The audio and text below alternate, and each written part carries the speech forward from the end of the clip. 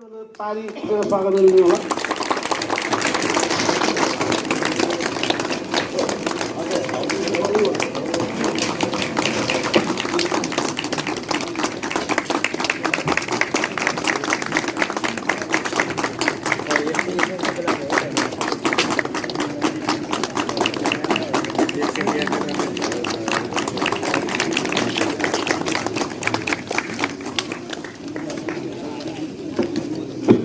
धन्यवाद।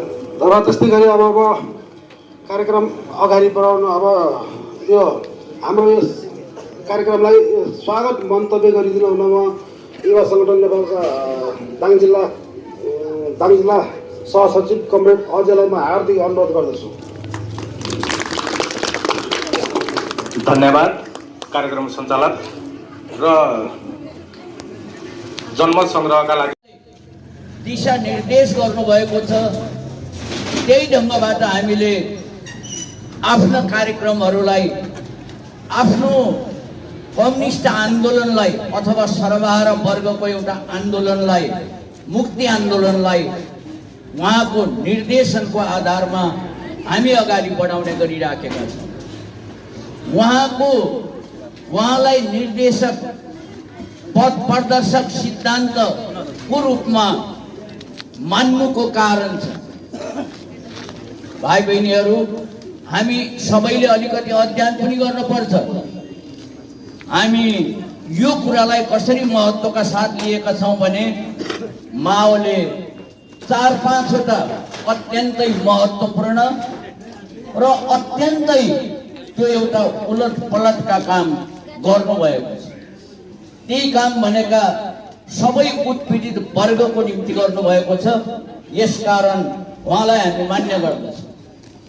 यति मात्र होइन, उहाँले चिनिया कम्युनिस्ट पार्टी निर्माण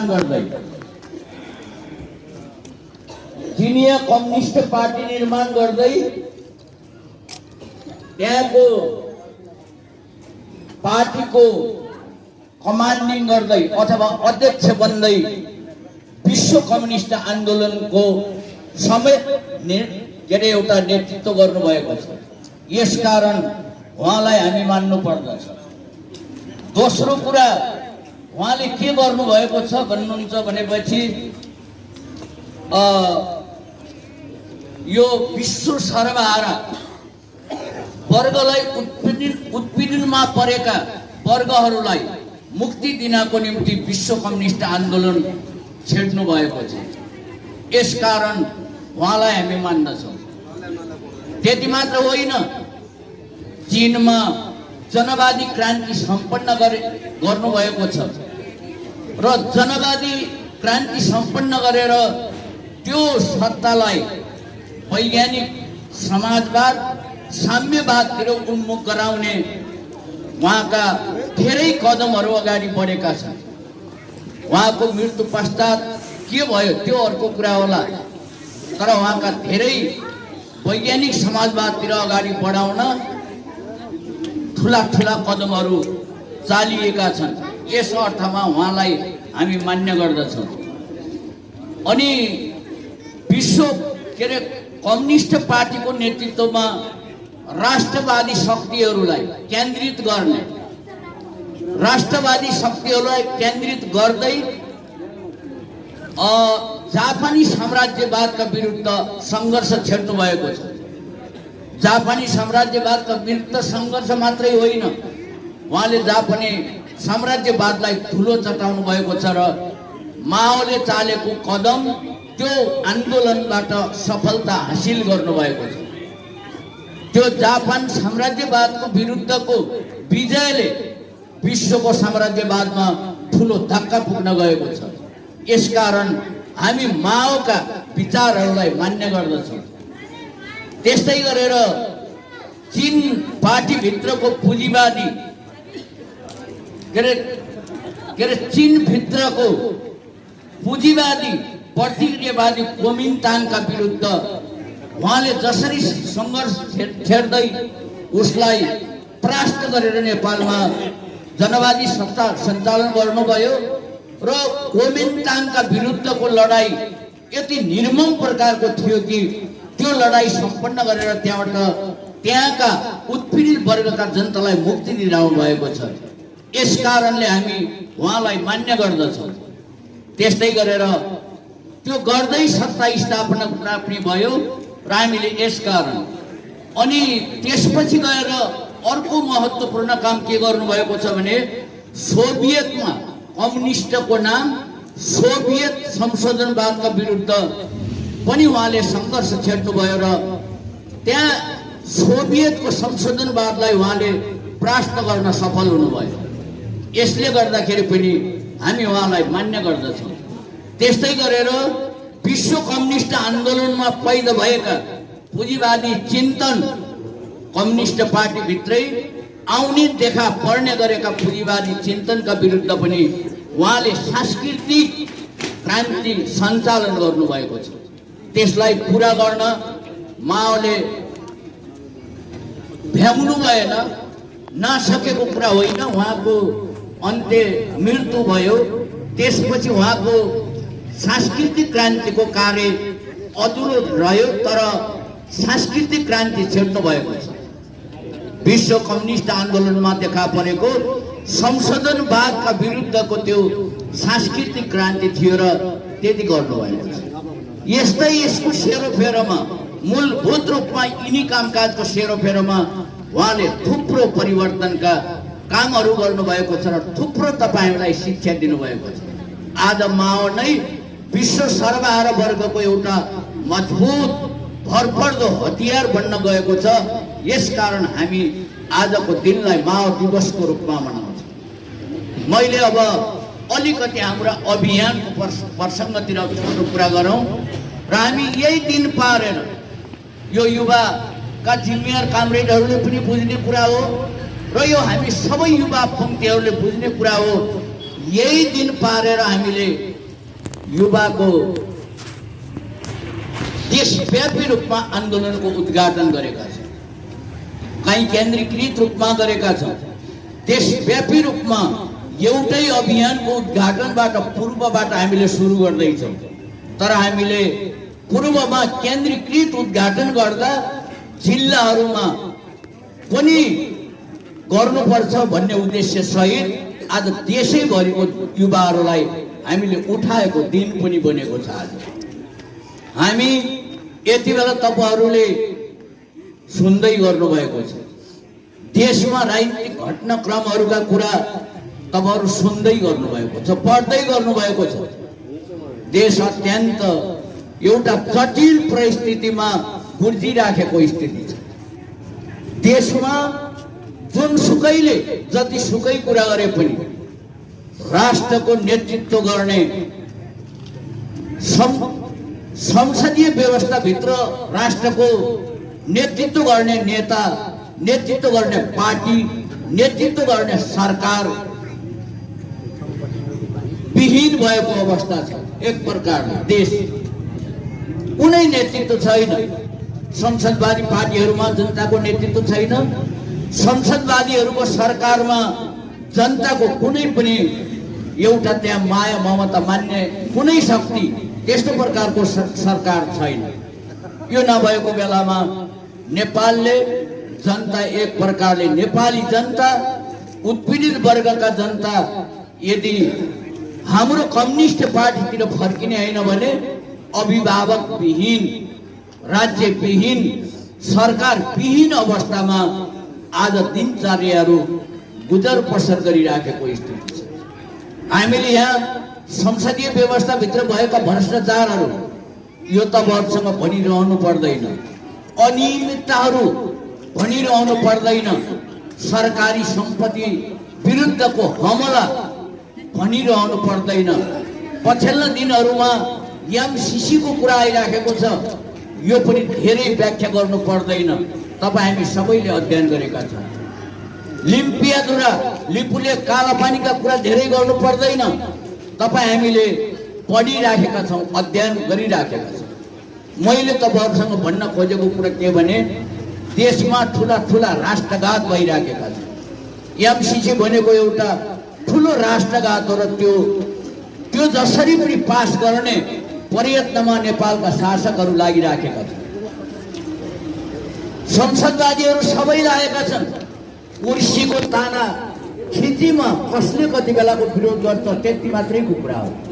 संसदवादी सबै चाहिँ आफ्नो कुर्सी जोगाउनको लागि एमसीसी पास गर्न चाहने, आफ्नो कुर्सी जोगाउनको लागि लिपुले लिम्पिया धुराहरूलाई भारतलाई बुझाउन चाहन्छ, भारतीय साम्राज्यवादलाई बुझाउन चाहन्छ। राष्ट्रमा युगौं युगदेखि राखेको सम्पत्ति बिक्री गर्न चाहन्छ, नेपाली आमालाई बिक्री गर्न चाहन्छ। राष्ट्रको हकमा यस्तो प्रकारको छ, जनताप्रति कुनै माया ममता छैन। यो राष्ट्रका शासकहरूको कुनै पनि माया ममता छैन। उनीहरू आफ्नो चुनावी माहौललाई आफूतिर कसरी फर्काउने, किनेर पैसा लगाएर सारा गरेर अत्यन्तै त्यो एउटा मान्छेले गर्ने भन्दा पनि फरक प्रकारको व्यवहार गर्दै उनीहरू त्यतातिर लम्किरहेको स्थिति छ। अहिले नै प्रचार गर्न लागेका छन्, भोलि चुनाव आउँदैछ, चुनाव आउने चुनावबाट देशलाई बन्दकी राख्ने उनीहरूको योजना छ। यी सबै जनविरोधी राष्ट्र विरोधी क्रियाकलापका विरुद्धमा हामी आन्दोलन गर्दै अगाडि बढेका छौँ। हाम्रो आन्दोलनको समग्र रणनीति हामी एकीकृत जनक्रान्तिमा केन्द्रित गरेका छौँ। एकीकृत जनक्रान्ति मार्फत हामी नेपालमा एउटा शक्तिशाली फैसला गर्न चाहन्छौँ। जनताका अभिमत, जनताका सोचाइ, जनताको सहयोग र जनताको आह्वानमा हामी एउटा क्रान्तिकारी ठुलो फैसला, ठुलो कायापलट गरेर हामी अगाडि बढिरहेको स्थिति छ। हाम्रो पार्टी नेपाल कम्युनिस्ट पार्टी एकीकृत जनक्रान्तिमा अगाडि बढ्दै गर्दाखेरि हामी केही महिना पहिला हामी प्रतिबन्धित थियौँ। हामीले त्यति बेला पनि हाम्रो आवश्यक आन्तरिक शक्तिको विकास, प्रगति र आफ्नो आन्तरिक तयारीका कुरा तीव्र गतिमा गरिराखेका थियौँ र अहिले पनि गरिराखेकै छौँ। सांगठनिक तयारी, सम्पूर्ण तयारी अहिले पनि गर्नुपर्छ चाहिन्छ। त्यही तयारी अन्तर्गत आज युवाहरूलाई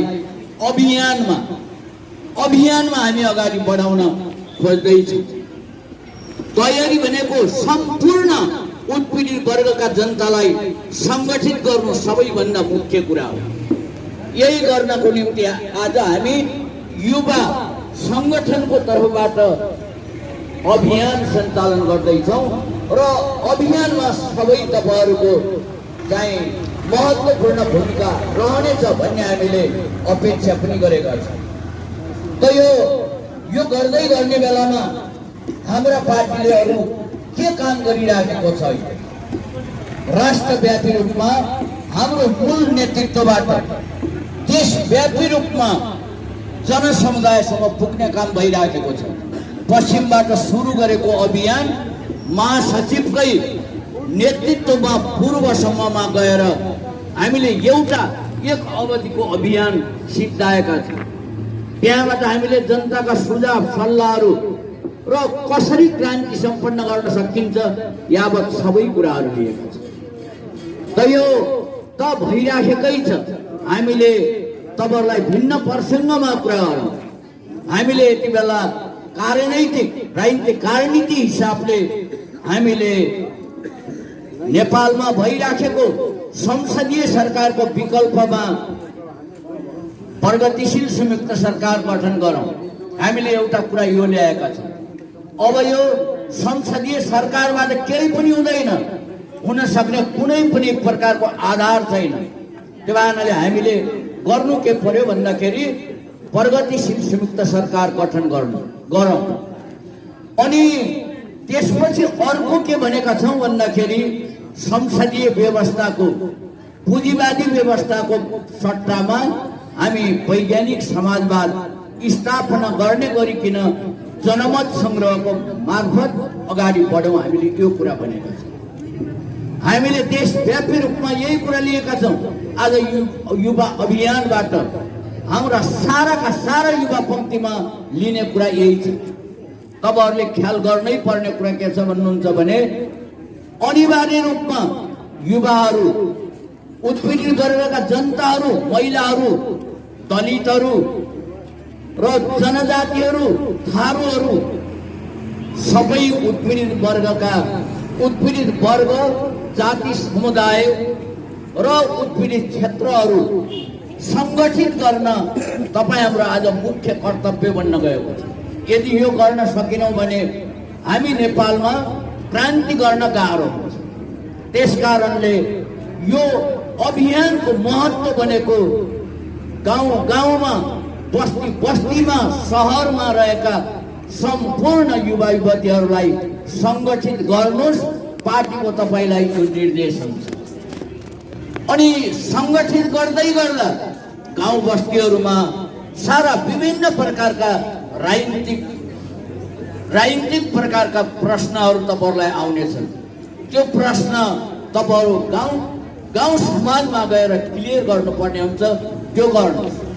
यसको सँगसँगै आज देशमा अलि एउटा फरक प्रकारले हमला, साम्राज्यवादीहरूद्वारा हमला भइरहेको छ। आज देशमा धर्मका नाममा ठुला भ्रमहरू सृष्टि गर्ने काम पनि भइराखेका छन्। हिजो भर्खरै पनि तपाईहरूले देख्नुभयो, एउटा धर्मगुरुहरूको आह्वानमा तुलसीपुरमै एउटै ठुलो सभा भयो है। तर धर्मका आस्थावान मान्छेहरू ती हुन्, ती कुनै राजनीतिक पार्टी हो, राजनीतिक पार्टीको रूपमै आउनुपर्ने मान्छेहरू होइनन्। तर आज त्यसरी पनि साम्राज्यवादीहरूले हमला गरिराखेको स्थिति छ। हाम्रो कस्तो छ भनेपछि हामी उत्पीडित, अत्यन्त सर्वहारा, उत्पीडित, काम गरेर खाने त्यस्ता प्रकारका आधारभूत वर्गबाट क्रान्तिको दियो बाल्न चाहन्छौँ र त्यो गर्नुपर्छ। तर साम्राज्यवादीहरू पनि आज धर्मका नाममा होस् या कुनै पनि नाममा होस्, त्यही हाम्रो उत्पीडित वर्ग अथवा आधारभूत वर्गमा बढी पस्ने गरेका घटनाक्रमहरू तपाईले स्पष्टसँग देख्न पर्छ।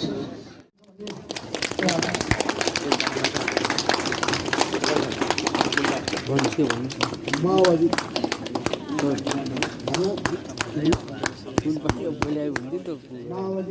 केन्द्र